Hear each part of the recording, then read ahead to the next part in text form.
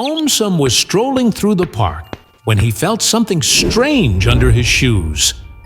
Before he could take another step, his feet glided forward as if the earth itself had turned into a giant slide. With wide eyes, he realized he was no longer walking. He was sliding everywhere.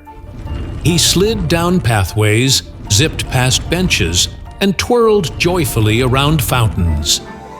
But suddenly, the ground shook violently beneath his feet. An earthquake rumbled through the town, shaking buildings and splitting streets apart. Cracks spread quickly, swallowing benches and breaking apart sidewalks.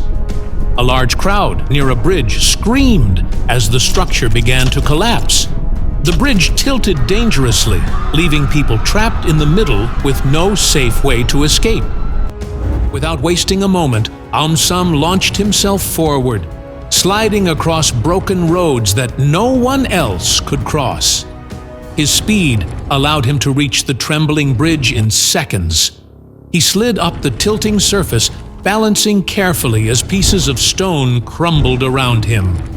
People clung to railings in fear, unable to move. With his unique ability, AumSum safely guided them one by one towards solid ground.